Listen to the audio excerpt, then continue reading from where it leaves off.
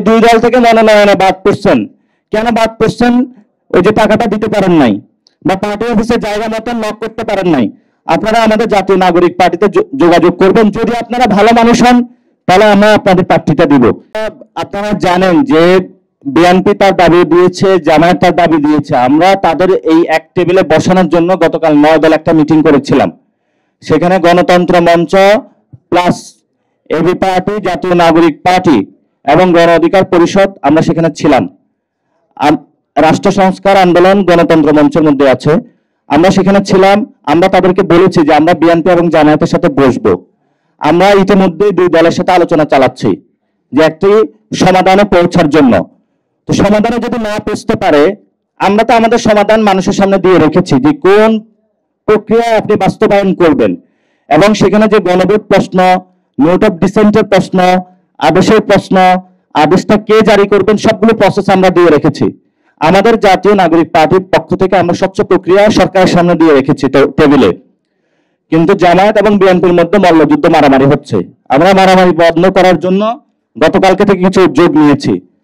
তো সেই জায়গাটা আমরা বলবো যে রাজনৈতিক দলগুলো, সরকার আপনাদের কোর্টে বল ঠেলে দিয়েছে। এখন আপনারা যদি সমাধান করতে ব্যর্থ হন, এটা আসলে আপনাদের জন্য খুবই লজ্জাস্কর একটি বিষয় হবে।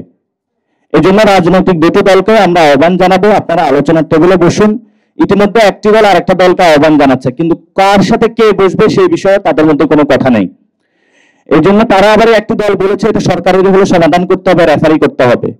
কেন? রাজনৈতিক দলগুলো যে নিজেদের মধ্যে বসতে পারে না, এটা মানুষকে দেখানোর জন্যই সরকার এই কাজটি করেছে।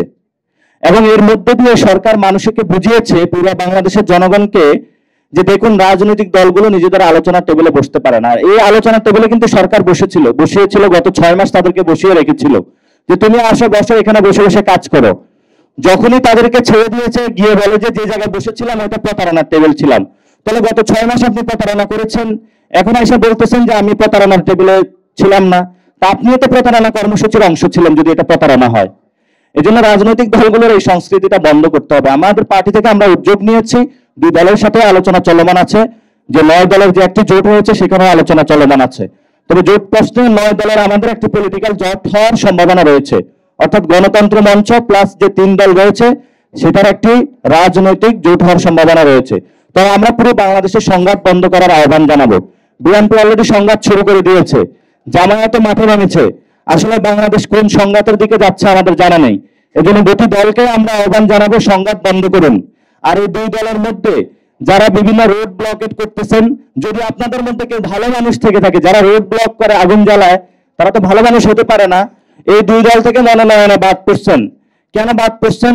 ওই যে টাকাটা দিতে পারেন নাই বা পার্টি অফিসে জায়গা মতন নক করতে পারেন নাই।